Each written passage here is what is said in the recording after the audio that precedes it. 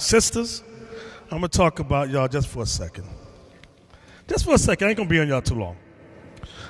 Y'all know what favorite women's scripture I'm going to go to. There's a reason behind it. It's not to get on a woman. We love our sisters. We do. We do. They ought to love this medicine. Right. This is medicine. I'm going to show y'all prophecy. Before I show y'all prophecy, I want to show y'all image. Based on what Deacon Yawis have said about how image is very important. Okay? Abiel, get me the article. Flip through. Let me look. I forgot the name of it. I want with the mother and daughter. Okay, right here. This video is called Black Women Need to Stop Perming Their Hair and Go Natural. Now, I want to show y'all something. Now, we talked about image. We're going to look at the whole video, and I want y'all to listen to what the reporter says at the end. Listen good.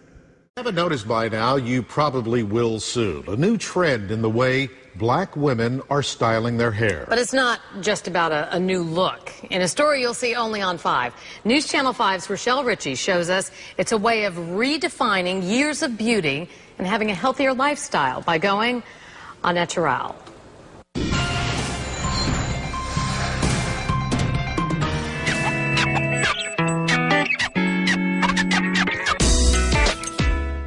It's a $9 billion industry.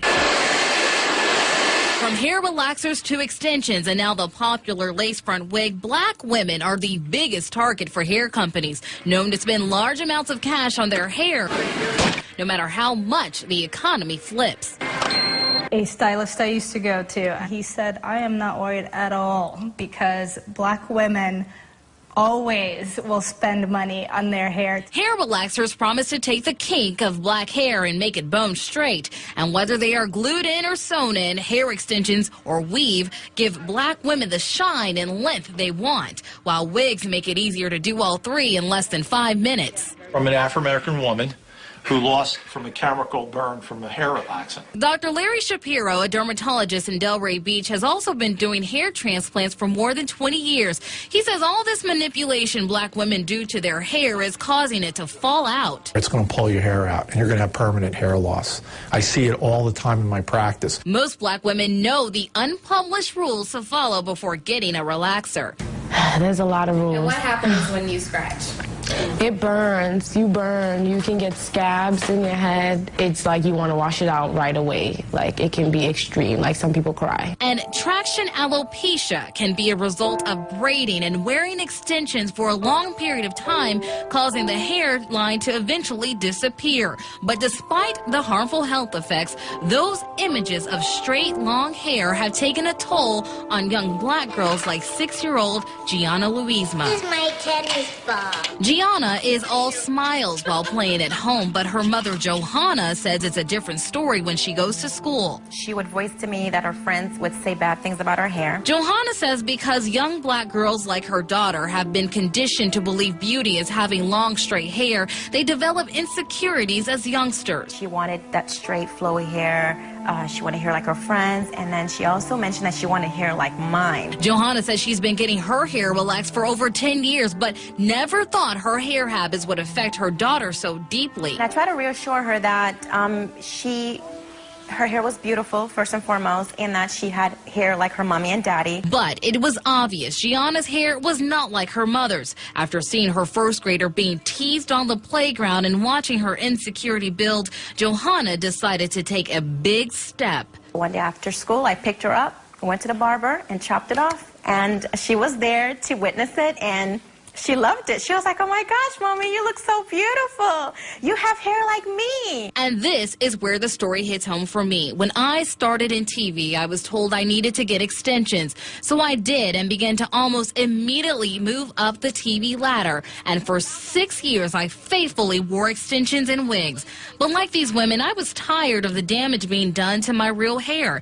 It grew, but was weak from all of the pulling of the extensions, and I began to lose it. So after years of manipulation, I took the brave step of going natural. I can't believe I'm gonna cut my hair off. Oh my God. How much are we gonna have to cut? But I did it, and it's a big change for the women who take this path. Peter Abigail Watson says while she feared the stereotypes of going natural, she let go and also made the drastic change. I'm seeing myself for the first time ever in my life. I really don't care about what people think. Get used to it, because this is how it's going to be from now on. Since cutting off her hair, Johanna says her daughter has a new sense of pride in watching mommy's hair grow like hers. I did it for my daughter. It makes me feel good inside. I love my natural hair. It's like my mom's, and it's beautiful. So here it is, a natural me, happy and free, and this is how you will see me reporting from now on. I can tell you, I feel so great right now. I feel lighter. Let me tell you, you look great, You look Michelle. great. You Thank look beautiful. You have a beautiful Thank you. face, and you see your whole face now, and I think you look fantastic. Thank you. Thank Took you a couple very of much. years off you, too. You look Not that she had many to take off. Yeah, exactly. Don't you just I feel do, and you know, one of the big concerns that the women in this story had was looking professional, and that was my biggest concern when doing this story. But I feel just as professional, intelligent, as articulate. Look, I can't even talk now. As I did when I had the extensions and the wigs. Boy, that's a big step. Nervous about it when you decided to do it? Yes, I did, but Kelly definitely supported me, and Jim, you supported me as well, so I'm very thankful for Love the outcome. I do too. I think you look absolutely fantastic. Thank you. Absolutely. Thank you. Good for you. A lot easier, a lot less expensive, and a lot less time. Exactly, and I get to keep my hair. That's right. Exactly. Thanks, Rochelle. Thanks, Rochelle. Now, what was heavy about that is that she had to get the support of her white constituents or the white bosses before she made that. So that's why she said that at the end. Now, we ain't done yet. Just bear with me. I'm building up to something. You know I like to build up to things. Now, get me the next, this one right here. She did this article. A sister emailed me this video. And it's called Why I Stopped Perming My Hair. We're not going to watch the whole thing, but I want y'all to listen. She used to be a policewoman. And watch what she says. Just listen good. Wait. It's going to help you brothers understand why some of you have crazy wives at home who seem schizophrenic. Watch what she says. Praise, love, peace, health, happiness, and prosperity. I'm Dr. Akila, and today I want to do a video. It's so long overdue. I've been meaning to do this video for the last 2 years. And this video is about why I stopped perming my hair. You know, I really don't give my hair much thought when I do my health videos, like on Healing Power Hour, which is my most popular YouTube channel.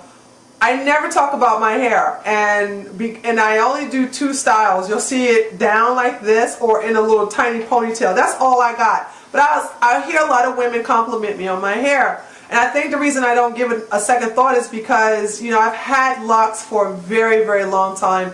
I stopped perming my hair in 1996, and I thought it would be very interesting to share my story with you all of how I got to this phase right now where I decided to just go and just lock it up and keep it like this for the rest of my life. I have no intention to keep my hair short.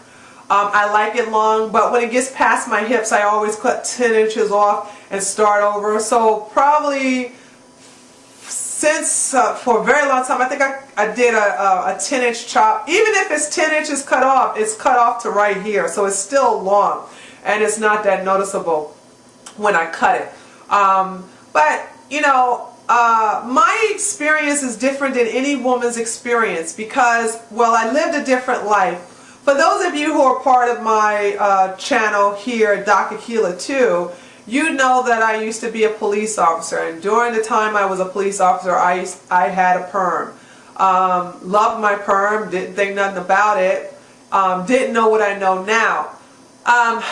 When I was on this police force, I was on the graveyard shift, and I was the youngest on the team, and the youngest officer on the team was always given the crappy duties. Like, we were always given the traffic accidents, which required a lot of paperwork. We were always guarding the crime scenes. And another duty we're given is to watch over autopsies. Now, there was a murder in the city, and I had to watch over the autopsy, which I think is stupid because, you know, we're not not medical professionals, and so if the mortician or whoever the guy that deals with the dead body who's doing the autopsy, if he does something shady, we don't know. We don't know. And that, not only that, we can't even stomach an autopsy, so we're really outside doing something, and they're okay with it, because what we have to do is sign the paper saying we witnessed the autopsy, but 9 times out of 10 we ain't watched that stuff. I mean, come on, we don't have the stomach for it. So anyway, there was a woman who was on the table. Now I don't really want to get too gory with you guys, but all of the dead bodies and the autopsies and all of that is down in the basement. And you would think they just have this little small room with a few bodies. They have rooms and rooms and rooms of bodies. It was just mind-blowing.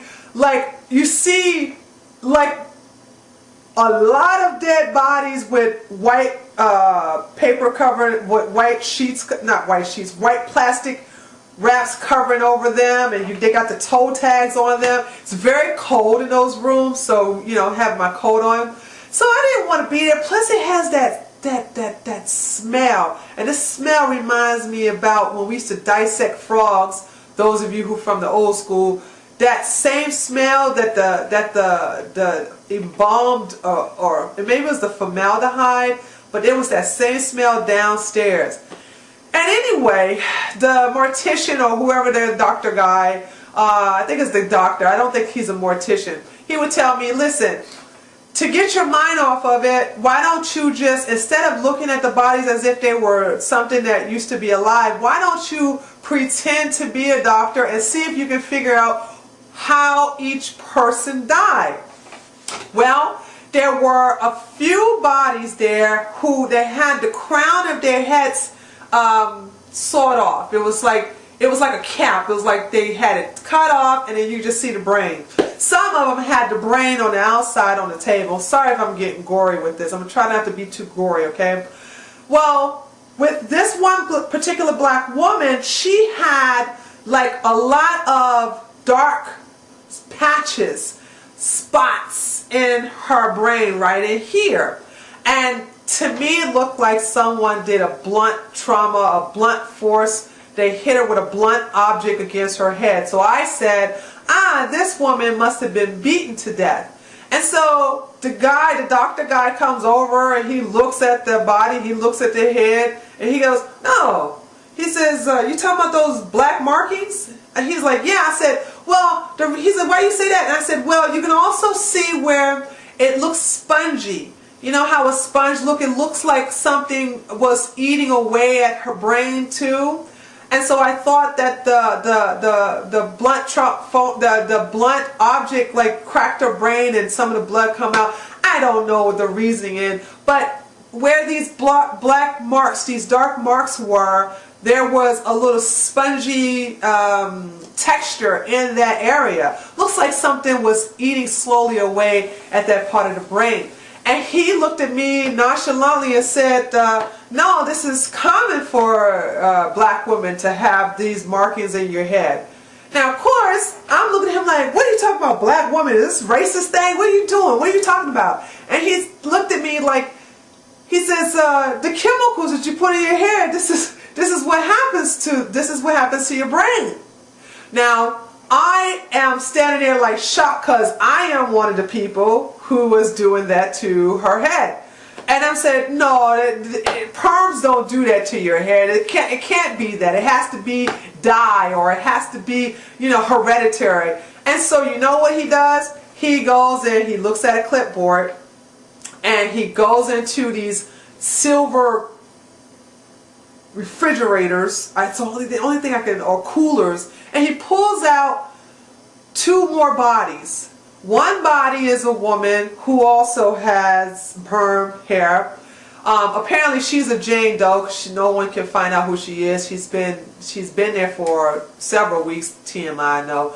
Then they put out another sister, and she has natural hair, okay? As a matter of fact, she had a short bush. So, long story short, because I don't want to get gory, he opens the brain, he opens the cranial of both women, and therefore shows me the brains of both. The woman who did not have a perm, who just had that, it looked like a little small fade, nothing was different with her brain. It was nothing. It was just like a gray matter, just regular brain. The woman who had permed her hair, she had similar, not as much as the other female, the first female I saw, but she did have discolorization, and ironically, differently between the other woman, she still had that little spongy corrosion in her brain area, but it wasn't dark like the other female. And so when he starts showing me, you know, okay, this is common, this type of colorization is usually all up here.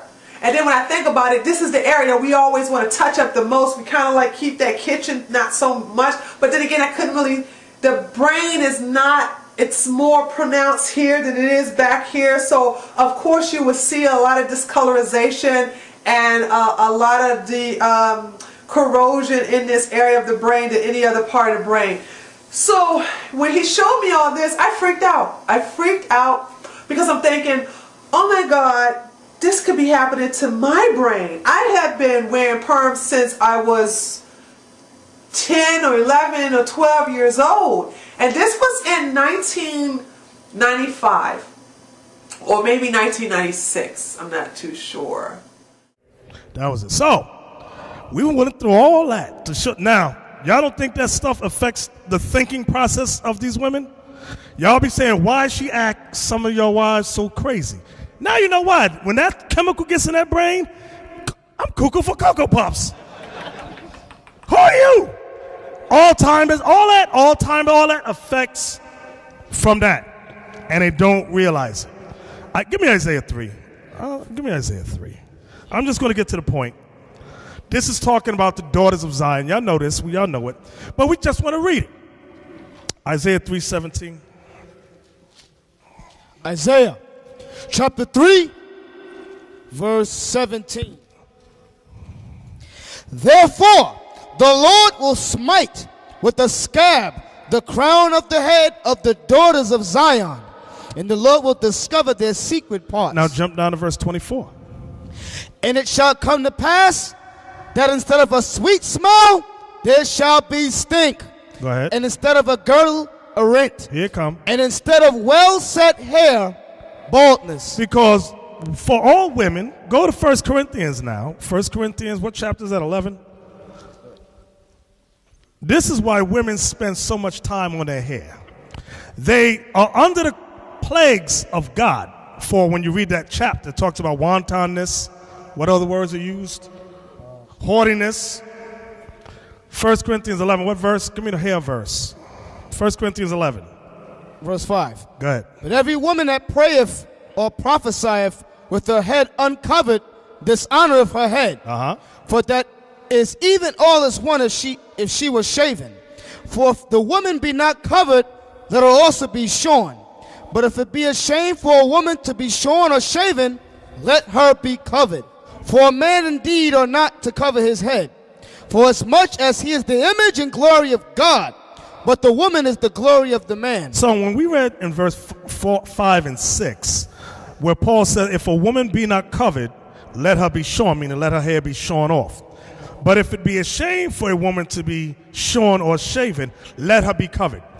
I want y'all to look at that in conjunction with Isaiah 3:16. Read Isaiah 3:16 now. Now, Paul's giving the instructions to the women here in 1 Corinthians that to cover your head, correct? Now, there was a problem. Read Isaiah 3:16. Isaiah 3:16.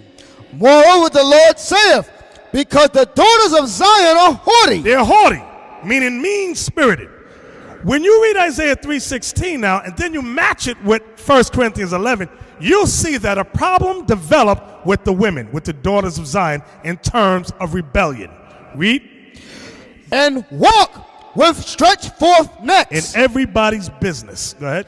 And wanton eyes. Lustful eyes. Walking and mincing as they go. Was that it? And making a tinkling with their feet. Therefore, the Lord will smite with a scab the crown of the head of the daughters of Zion. So God told you, because the woman is rebellious, will not listen, I'm going to smite her in her hair. So now you want to know why? Why? The woman is always in her hair, she wanted to be a certain way. Go back to 1 Corinthians now, chapter 11, verse 15. 1 Corinthians 11, verse 15. But if a woman have long hair, it is a glory to her, for her hair is giving her for a covering.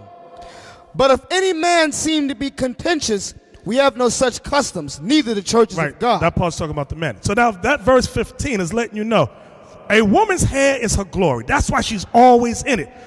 Had they obeyed, she would have had that. But when you read Isaiah 3:16, you can clearly see she was rebellious and out of order. So the Most High said, all right, shapow! Now they're like, oh, shoot, my hair. That's why they always hate that light-skinned sister with the long hair. Look at her. She thinks she cute. Now, we're going to beat her up after school. I don't know, but I grew up with that. I'll be sitting with sisters, women be around, so pretty one come in, they're going to beat her up after school. Uh-oh.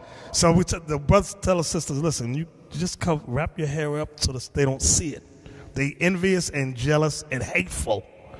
So now. Can I say something, Bishop? Go ahead. So what the bishop just brought out in 1 Corinthians 11 and 15, I'm going to read it again. But if a woman have long hair, it is a glory to her, for her hair is given her for a covering. So the hair is given the woman for a covering. So back what the bishop was bringing out in Isaiah about the Most High taking it away from her. He took it away because of the rebelliousness. Now watch this. Let's go to 1 Peter 3. 1 Peter 3 and verse 3. Whose adorning, let it not be that outward adorning of plaiting the hair and of wearing of gold and of putting on of apparel. So it's talking about the woman. Don't let the outward adorning be what shows you who you are, because that's what they did. The plaiting of hair doesn't mean sisters can't braid your hair, put in earrings. What it's saying is don't allow the outside of you to be who you are. Read on. But let it be the hidden man of the heart, and that which is not corruptible, even the ornament of a meek and quiet spirit. So it says, let it be the hidden man of the heart, meaning what's supposed to be adorned is your mind with God's commandments. It's to let it be the hidden man of the heart in that which is not corruptible. Because you get old. You women will get old. You will not be the same way you were when you were 20 years old. So what needs to be adorned is your mind adorned with God's laws. Now read on. Now I want you to read verse 4 again. Verse 4. But let it be the hidden man of the heart, and that which is not corruptible, even an ornament of a meek and quiet spirit. So for the Israelite woman, what she has to be adorned with is God's laws and a meek and quiet spirit. Because the woman we read back in Isaiah 3, she was haughty, she was rebellious, she thought she was pretty, and she thought that's all it was. And God said, no, I'm going to snatch that hair off your head to break you. And he had to come back in the New Testament and reaffirm it that that's not what it's all about. Read on. A meek and quiet spirit, which is in the sight of God of great price. So what's more important to God? A woman with a meek and quiet spirit. That's the great price. Not how pretty you are. But most men stumble at the beauty of women, or some men stumble at the beauty of women. God said no. A great price to him is when he see a woman has a meek and quiet spirit. And that's what that sister in Isaiah 3 lacked. She did not have a meek and quiet spirit. Read on. For after this manner, in the old time, the holy women also, who trusted in God, adorned themselves. Stop. So it showed us, he's giving them the example of look of our foremothers. Look back at the examples that we had. What did the holy women adorn themselves with? A meek and quiet spirit. Read on.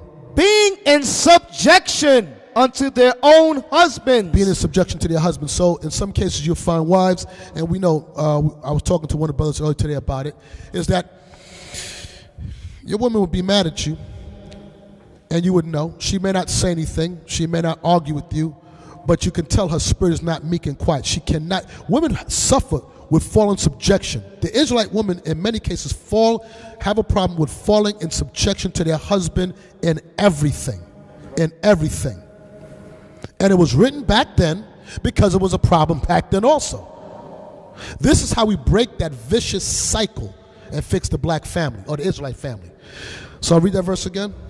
For after this manner in the old time, the holy women also, who trusted in God, adorned themselves, being in subjection unto their own husbands. Read on. That's that prideful woman who had a problem. Read on.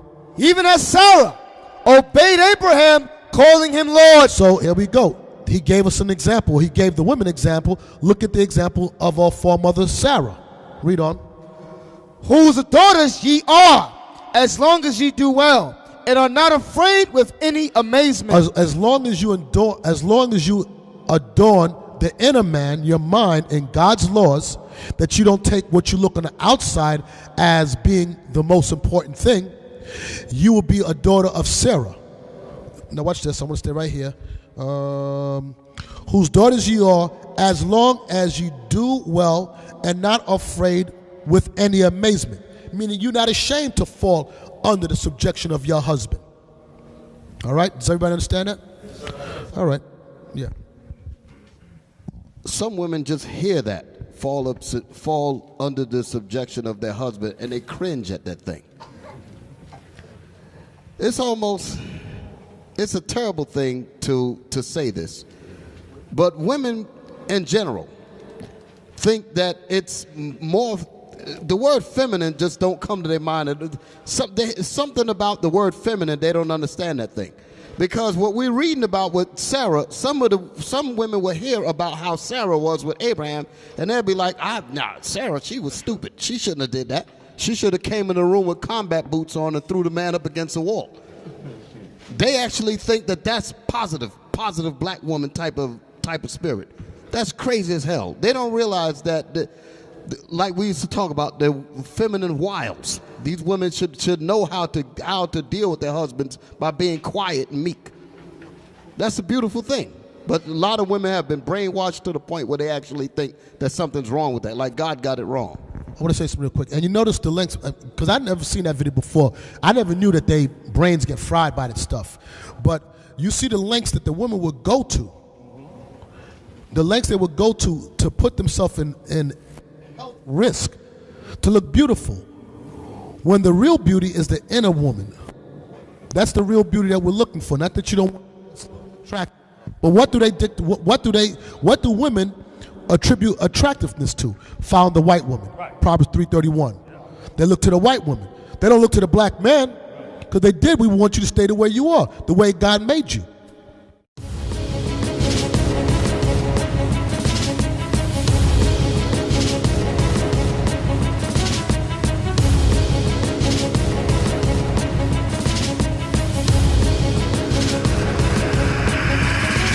Shalom, Israel. I'm Elder Nathaniel of Israel United in Christ. YouTube likes to shut our channels down, as some of you have noticed, ever so often. Subscribing to join IUIC will assure you will always stay connected to our YouTube accounts. We want to do our best to make sure this truth gets out. Please click and join our subscriber YouTube channel called Join IUIC to stay linked to all of our videos. So again, please make sure you subscribe to this and join IUIC channel to get your latest updates from all our YouTube channels. Shalom.